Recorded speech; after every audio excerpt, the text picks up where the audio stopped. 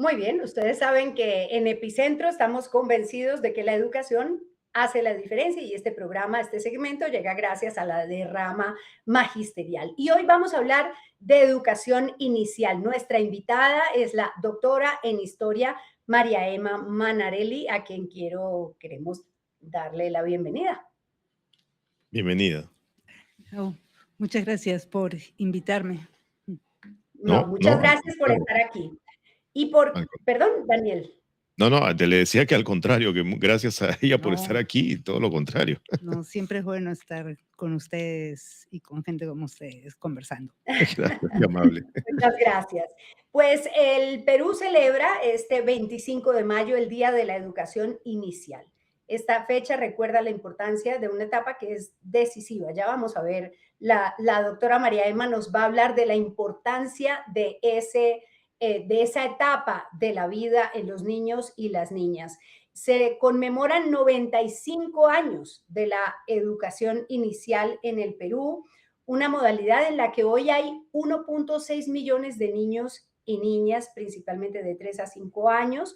Esto es el registro del Ministerio de Educación y tiene, pues, por supuesto, decenas de miles de docentes con una particularidad, y ese es un elemento muy importante. La mayoría, el 95% de los docentes de la educación inicial son mujeres y eso hace una diferencia. Doctora María Emma, ¿qué implicó este inicio de la educación inicial en el Perú? Bueno, yo quiero hacer un mini homenaje, pero imprescindible, a Emilia García García. Ella fue protagonista del inicio de esta historia, una protagonista muy activa además, no solo porque fundó el primer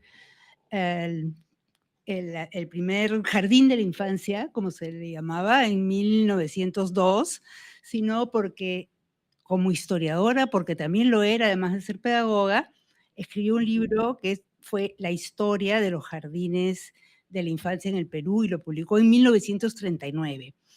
Y lo subrayo porque nadie le dio bola, ¿no? La historiografía, normalmente escrita por hombres, ignoró este aporte, este relato que recogía las experiencias de las mujeres, ¿no? Las inversiones de las pedagogas en el cuidado y en la educación de los infantes, de niños y de niñas, ¿no? Y en verdad, la historia de la infancia es algo muy nuevo y ella fue una precursora, ¿no? Realmente se adelantó y de una manera muy rica, y cualquier trabajo que intente entender este proceso muy especial, con vaivenes, idas y venidas, no puede prescindir, ¿no? de este trabajo de ella. Y digo que fue importante y fue protagónica en muchos sentidos, no solamente por estas dos cosas, ¿no? Sino porque ella fue una pedagoga, fue longeva, vivió casi 90 años y trabajó hasta el final lúcidamente, escribió, publicó, creó instituciones, ¿no? Y creo que es importante entender en qué momento surge o sea, por qué surge una propuesta como la de ella, ¿no? Y no nos sirve solo para entender el origen de esta historia, sino para entender también todo lo que entra a tallar en crear una escuela para niños y niñas de esa edad, ¿no? Entre 2, 3 y 8 años, que fue lo que ella hizo en el primer kindergarten, como se le llamaba en esa época en Lima, ¿no? Y es que ocurrían muchas cosas. Había una gran discusión y una gran preocupación sobre la mortalidad infantil en esa época, a principios de siglo. Y morían muchísimos niños y niñas y las causas eran diversas. Y era un momento en el que médicos y mujeres vanguardistas, feministas, educadoras, pedagogas, que empezaban también a entrar a la universidad, un pequeño grupo, pero intervenían en el debate público, llamaban la atención sobre esta preocupación, ¿no? Sobre todo porque se pensaba, después de la guerra con Chile y la época de la reconstrucción, porque se pensaba que un país despoblado era un país pobre, ¿no? Que la riqueza de un país, su fortaleza, su capacidad para responder, para embarcarse en la rueda del progreso, muy vigente en esa época, esa utopía, digamos, era necesario tener un país poblado. Y se sentía que el Perú era un país despoblado, que no tenía gente, que no habían trabajadores, por eso también toda la cuestión de promover la migración, toda esta cuestión anti-China, ¿no? Pro-europea, mejorar la raza, etcétera, ¿no? Que surge en esos años. Que surge en esos años, fines del 19, principios del 20, cuando el Perú se está recuperando, ¿no? De la derrota con Chile, de la mutilación, de la depresión, del decaimiento, etcétera.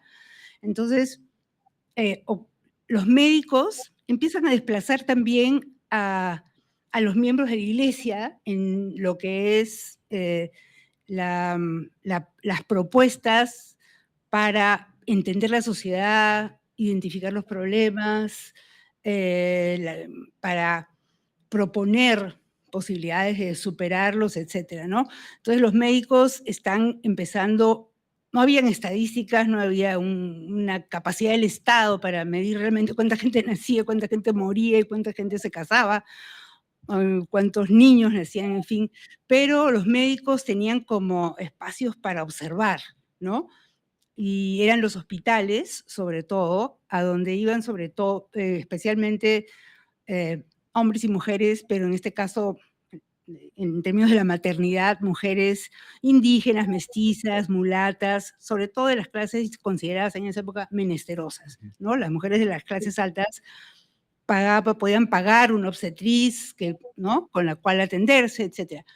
Pero los médicos detectaron que la mayoría, bueno, no se puede calcular con los términos o con los mecanismos o las ondas de hoy la mortalidad, ¿no? Pero era muy, muy alta. La comparaban con otros países de América Latina, con Europa, con Rusia, porque los médicos tenían acceso a esa literatura, a esa bibliografía, y siempre el Perú, el único país que en los años 20, por ejemplo, superaba en términos de mortalidad infantil y de nacimientos ilegítimos, y ahora digo porque eso es importante, era, según los médicos de esa época, no sé cómo hacían sus cálculos, El Salvador, ¿no? Pero, digamos, el Perú estaba peor que cualquier otro país de la región, ¿no? Entonces, faltaban obstetrices, faltaban camas en la maternidad, y más de la mitad de la población nacía sin asistencia médica de ningún tipo, ¿no? Ni parteras, ni obstetrices, ni médicos, ni ginecólogos, ni nada, ¿no? Entonces, ni pediatras, claro. Ni pediatras, por supuesto. No, pediatras. Bueno, se fundó la cátedra en 1896, justamente, se fundó en San Marcos la cátedra de pediatría, ¿no? Que fue como, bueno, que fue también desarrollándose poco a poco, con muchas dificultades. El Estado, como siempre, no quiere invertir en esas cosas, ¿no? Argumenta que hay, bueno, si ahora la presión fiscal es baja, en esa época pues, era inexistente, ¿no? No había nada parecido a lo que puede ser SUNAT o sus instituciones que precedieron. Entonces, y eso era una preocupación, ¿no? Por lo que mencioné antes.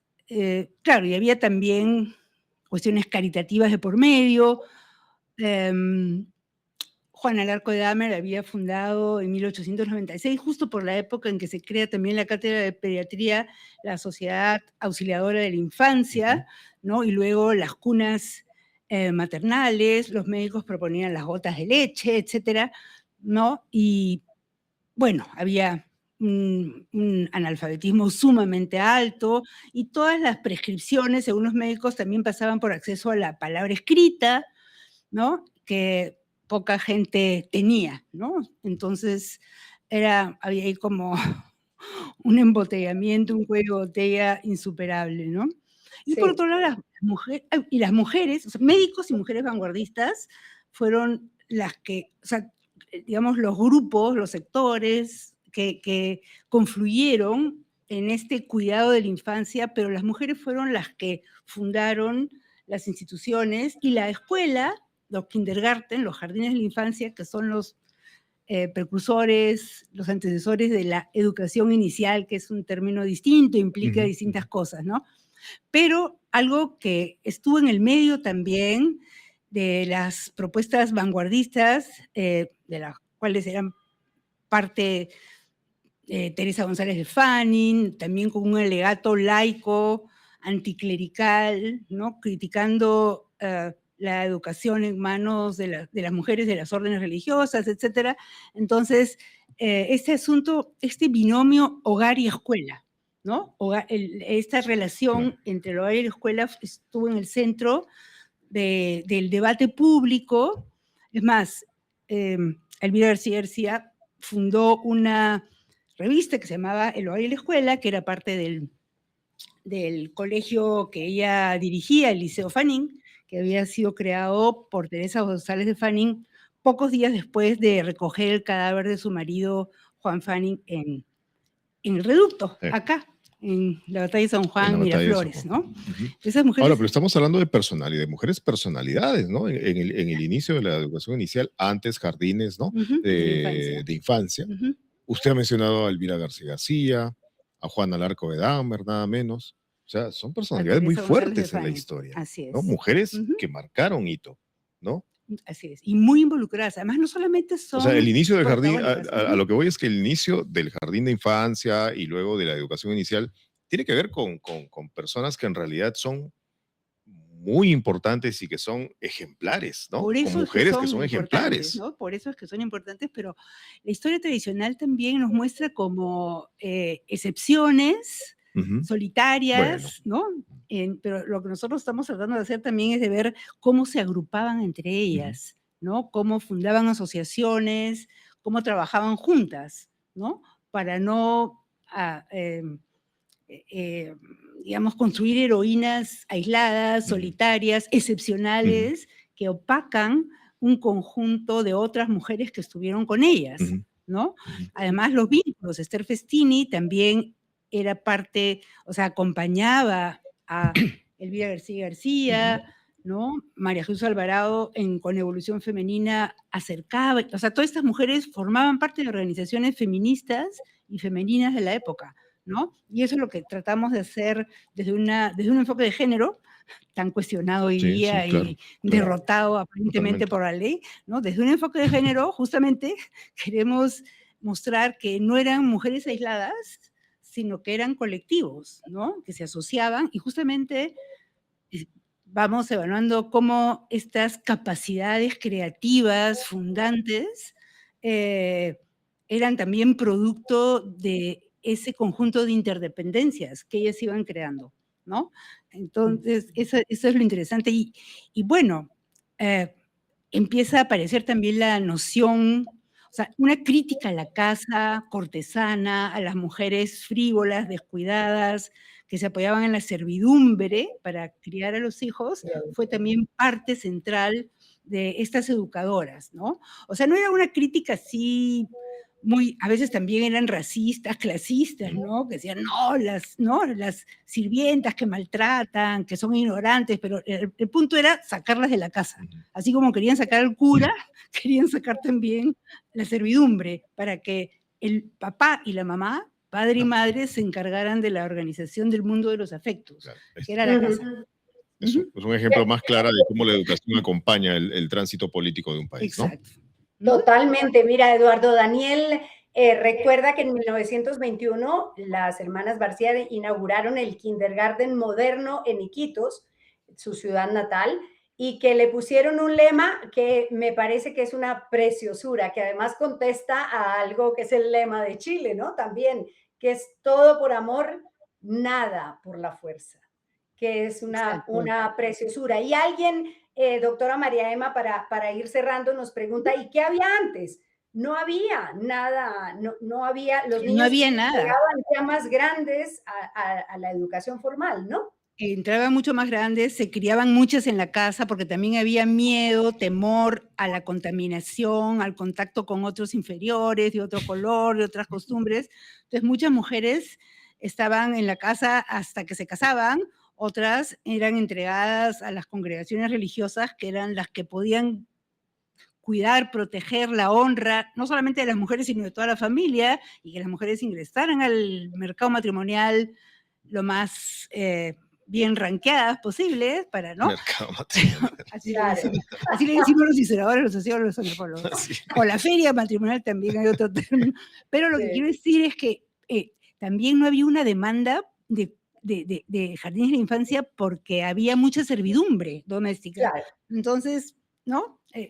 Y no había intención de que las niñas, en el caso de las mujeres, se entrenaran en algo diferente que no fueran las tareas relativas al matrimonio, ¿no? Y a la maternidad no tanto, ¿no? Porque siempre había alguien que las... Para ¿no? eso estaba la servidumbre.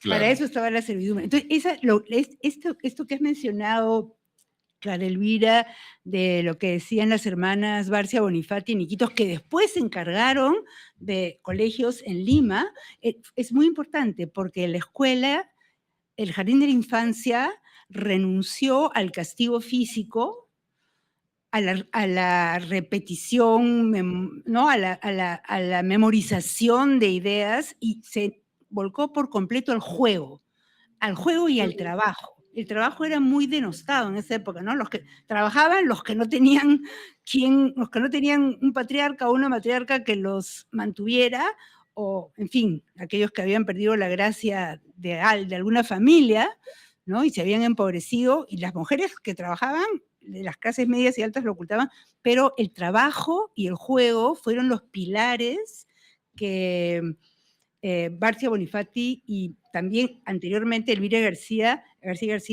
promovieron, ¿no? Y eso fue reconocer a los niños con sus derechos y como seres diferenciados del mundo familiar, en el mejor sentido, ¿no? No son una parte, no son un apéndice, sino tienen una identidad propia. Y la maternidad se convirtió en un hecho emocional, psicológico, ¿no? Había mucha observación del psiquismo, del comportamiento, ¿no? Y eso fue bien importante en la época. Y vaya todo lo que se ha logrado, ¿no? Vaya todo lo que se ha logrado. 1.600.000 niños y niñas en educación inicial entre 3 y 5 años. Uf, qué tal avance, tremendo. Bueno. Y tremenda celebración. Tremenda celebración. Doctora María Emma. A las niñas en personas, en individuos con derechos, ¿no? Claro. Lo que vimos que hicieron estas mujeres son como la fase anterior de los niños como portadores de derechos y con necesidad de que el Estado los proteja, ¿no? De la violencia, del acoso, del abandono, de la trata, de todo. La doctora María Emma Manarelli es doctora en historia, es doctora en historia por la Universidad de Columbia, es becaria, Fulbright, en fin, universidades extranjeras. Ha publicado libros como Historia de la Infancia en América Latina, nada menos, Hechiceras, Beatas y Expósitas, Mujeres y Poder Inquisitorial en el Perú, Limpias y Modernas, Higiene y Cultura en Lima, entre otras varias publicaciones. Toda una personalidad, y le agradecemos muchísimo por haber estado aquí y habernos ilustrado. Encantada. Doctora Manarelli. Cuando quieran. Muchas gracias por estar en Hacer la Diferencia. Muy bien, tenemos que contarles para cerrar en estos días, Daniel, que estamos todos aguja, ¿no? La derrama magisterial pues nos quiere hacer un anuncio aquí a través de Hacer la Diferencia, y es que redujo las tasas para los créditos, la tasa de costo efectivo anual, TCEA, en la unidad de créditos de la derrama magisterial, en DM Créditos, pues la redujo. Ustedes saben que los créditos para los afiliados a la derrama se pueden hacer simplemente tramitar a través del WhatsApp, y la derrama magisterial, consciente de la situación económica en la que estamos, pues ha reducido las tasas para beneficiar a miles de docentes afiliados a la derrama magisterial. La profesora Olga Morán, presidenta del directorio de la derrama, dijo que el compromiso es velar por el bienestar de los afiliados y sus familias y que por eso redujeron la TCEA para que los nuevos créditos representen un menor costo y se adapten mejor a la realidad económica de los colegas maestros docentes del país. A partir de este momento, pues los créditos bajan y ya saben que pueden entrar a www.derrama.org.pe y ahí solicitan su crédito o quienes tienen la aplicación simplemente por WhatsApp. Muy bien, con buenas noticias despedimos Hacer la Diferencia.